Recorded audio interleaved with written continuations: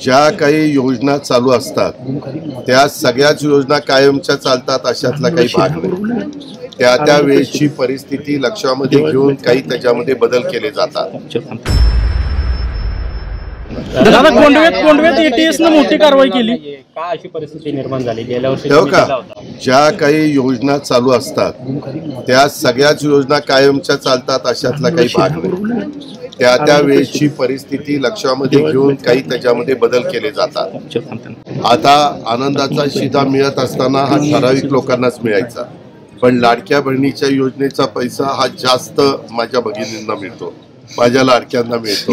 त्याच्यामुळं आपल्या ह्या बाबतीत आम्ही विचारपूर्वक शेवटी सगळ्या चांगल्या योजनेच्या बाबतीत आमचं महायुतीचं सरकार सकारात्मक आहे।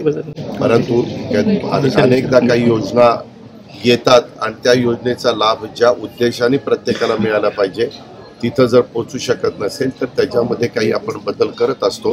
हे आजच नाही, देशाला राज्याला स्वातंत्र्य मिळाल्यापासूनची ही पद्धत आहे। असं तुम्ही खूप योजना पूर्वी आल्यात, काही योजना बंद केल्यात, काही योजनेमध्ये बदल केले, काही योजनेमध्ये आणखीन ते लोकाभिमुख होण्याच्या दृष्टिकोनातून मार्ग काढला। तशा पद्धतीनं ज्याही बद्दल मार्ग काढायचा आमचा सगळ्यांचा प्रयत्न चालू आहे।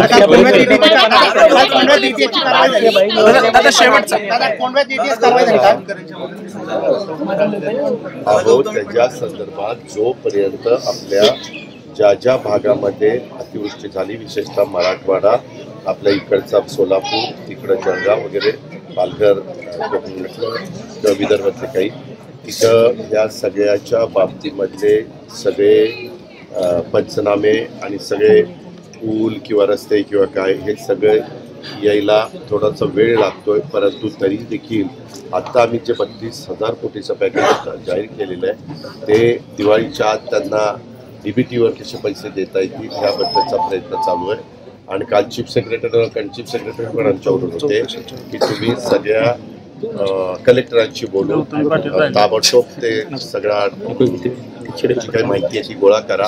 कारण एकदा तुम्ही प्रस्ताव पाठवणार, परत दुसरा प्रस्ताव तुम्हाला पाठवता येत नाही आमचा पाठीमागे जे पाठवलं त्याच्यात ही चूक राहिली, त्याच्यावर थोडासा विलंब लागतो। पण तुम्ही पाहिलं असेल तिथं अमित भाई पण म्हणाले की तुम्हाला मी मदत करीन आणि काल आम्ही पंतप्रधानांना पण विनंती केली। दादा कर्जमाफीचा निर्णय खरं तुम्ही शेतकऱ्यांना दिलासा देऊ शकता, आता ही खरी वेळ आहे, त्यांची दिवाळी देखील गोड होऊ शकते। पॅकेज जाहीर करताना मुख्यमंत्र्यांनी त्याचं उत्तर दिलंय, तो ऐकलं नसेल तर पुन्हा पहा।